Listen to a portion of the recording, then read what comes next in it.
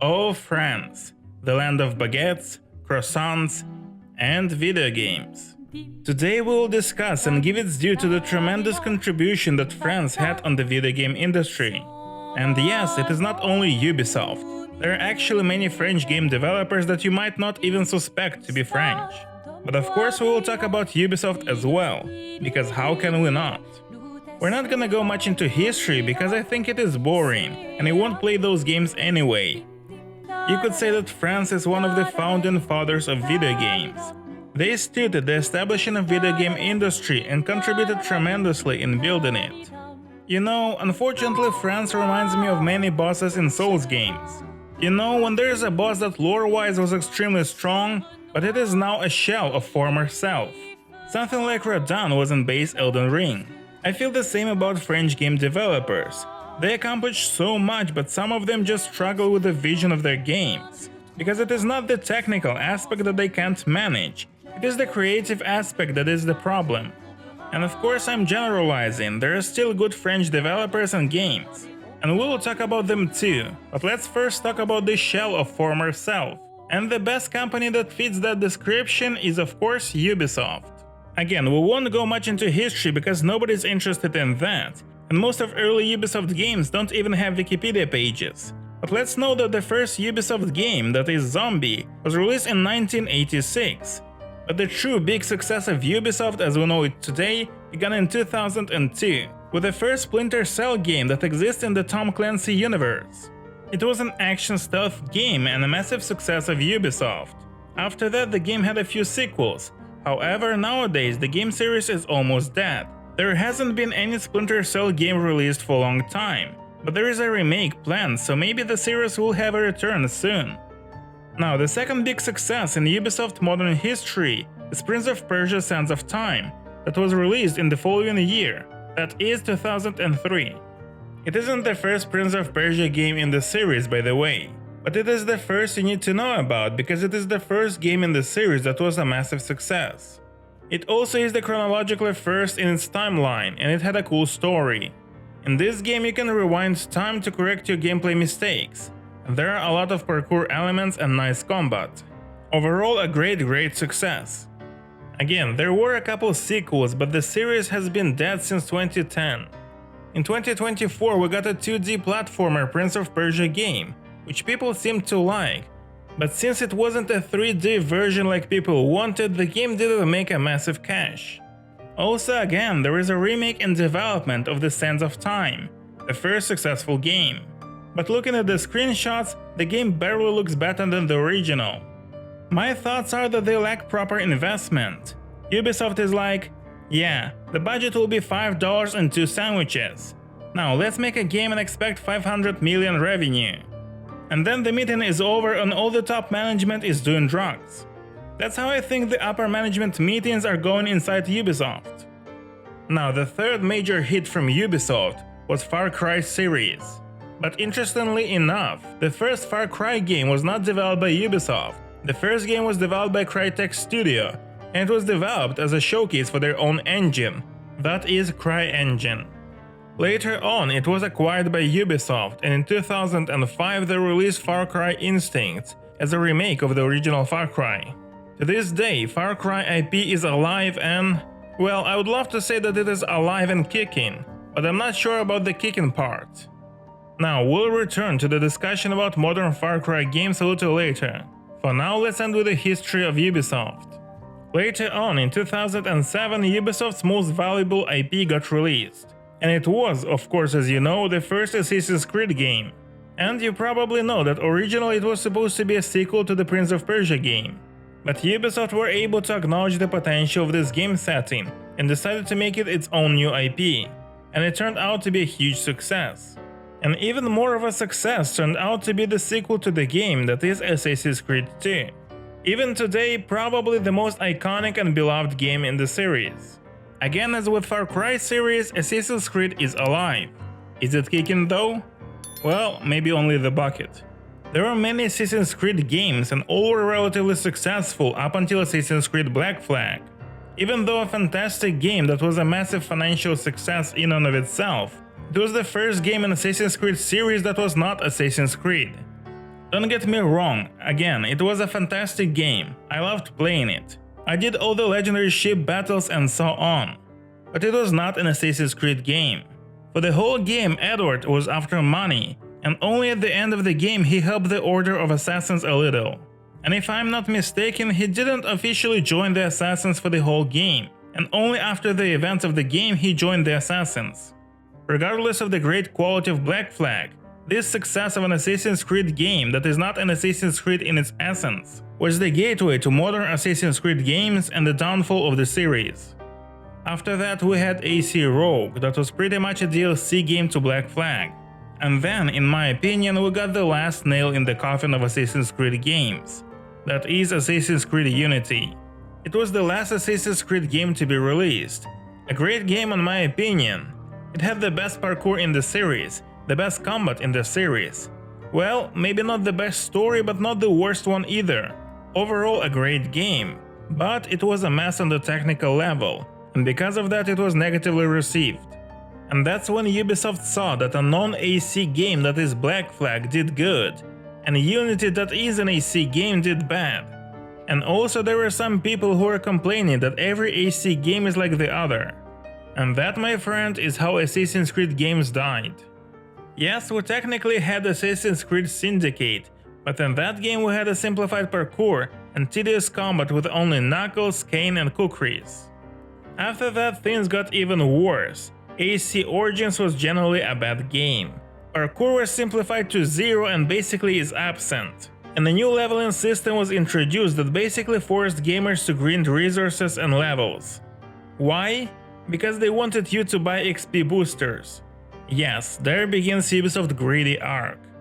And in the end, almost nothing from the original idea of Assassin's Creed was present in the game.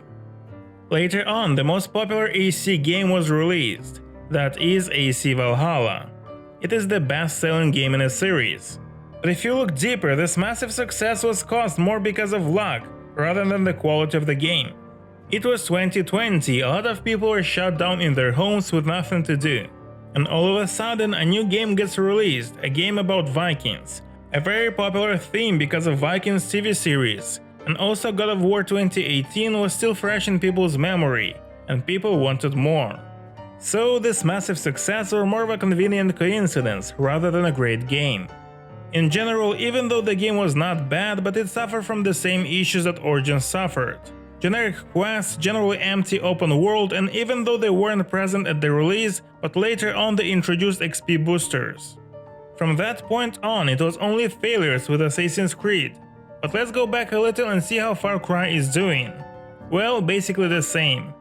Far Cry peaked with the legendary Far Cry 3.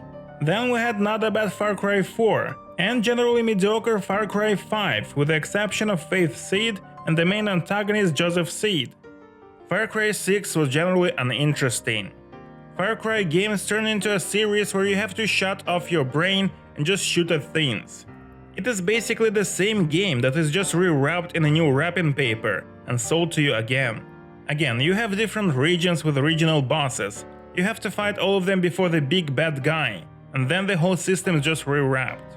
And what is basically happening in the game is a total mess. I mean the style of the game.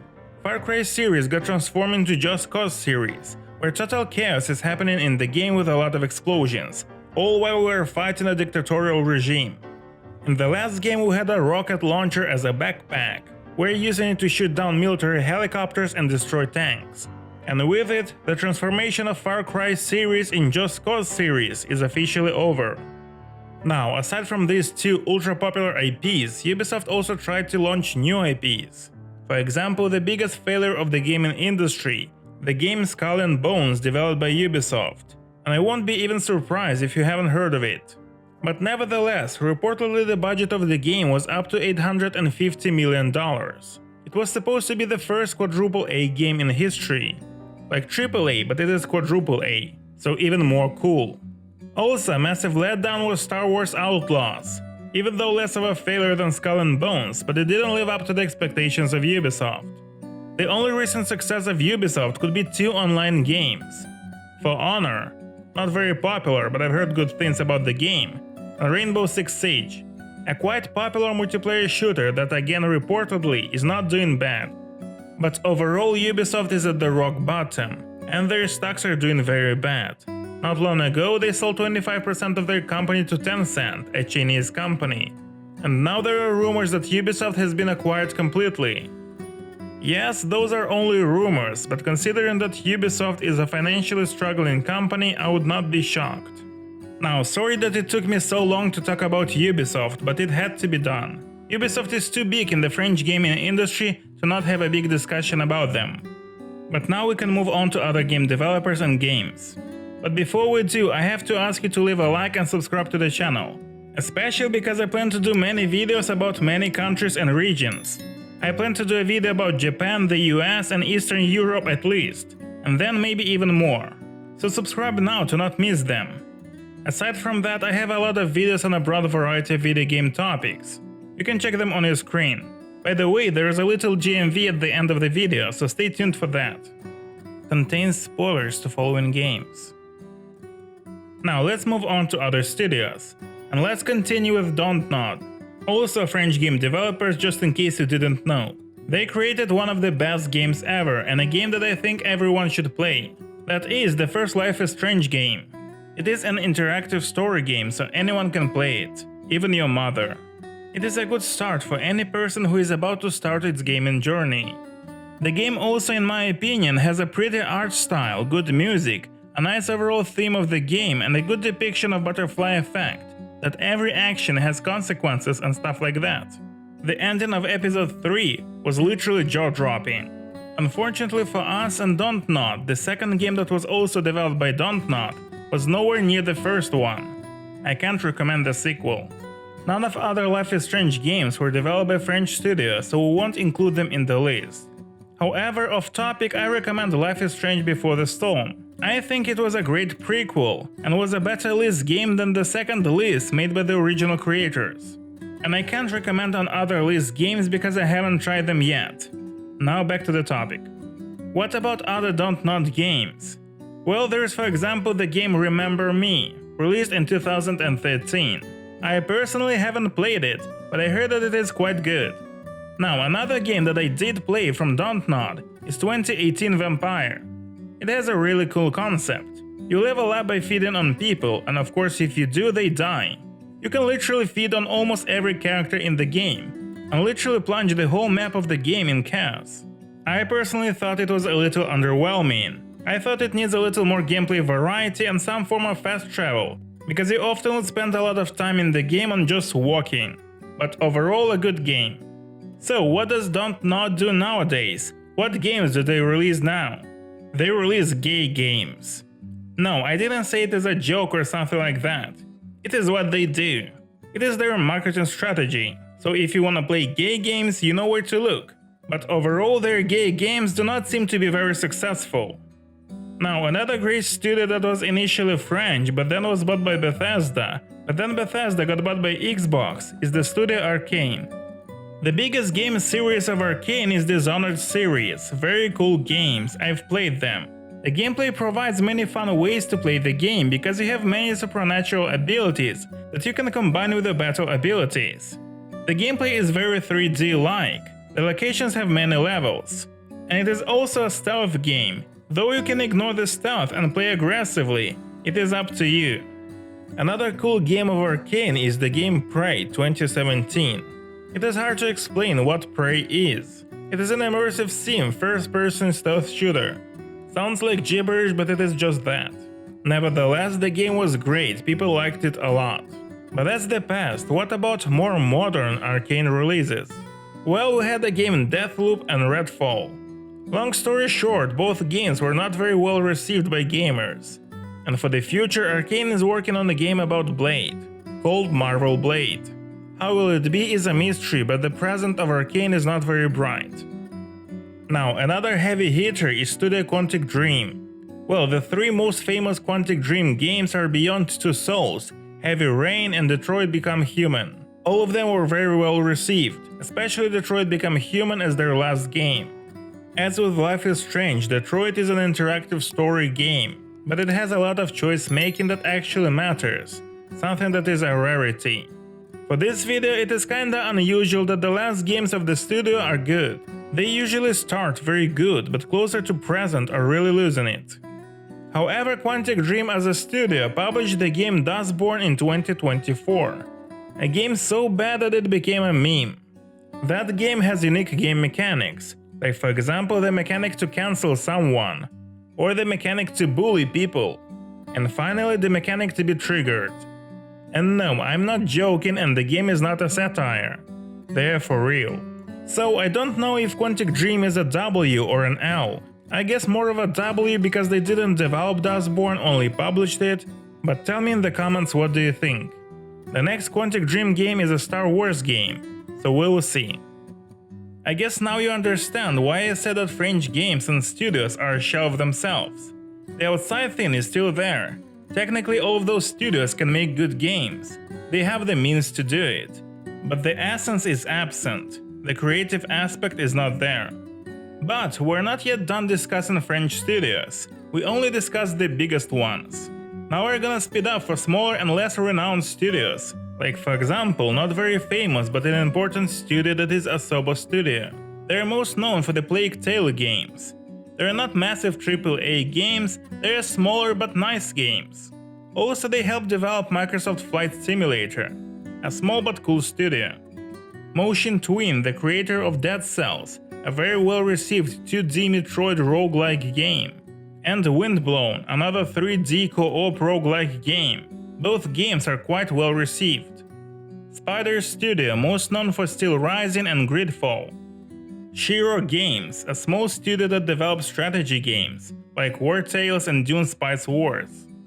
Cyanide Studio, a very strange studio that develops goblin games, cooking simulators and cycling games.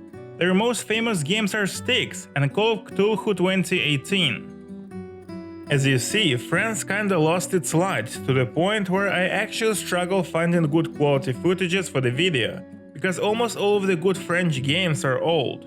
And again, it is not as if they can't do it, not that they don't have the resources. It is that the people in charge, CEOs, don't appoint competent people as leaders of those projects. And the best example of that is Sandfall Interactive and Clair Obscur Expedition 33 that swept the Game Awards this year, including the title of the Game of the Year. You probably know that they are also French, and maybe you even know that some of the Expedition 33 game developers are ex-Ubisoft employees. And it's not just any people, but for example the CEO, founder and creative director is an ex-Ubisoft, and also lead programmer and co-founder is also an ex-Ubisoft. They left Ubisoft to create good games, the thing that Ubisoft doesn't do anymore. So again, as you see, it is not that French game developers cannot create good games. It is the rotten top management issue in those companies. France can, will and currently is showing that French game development still can provide excellent games. And Clair Obscur Expedition 33 put France back on the path of glory. And it shows that the legacy of France not yet perished.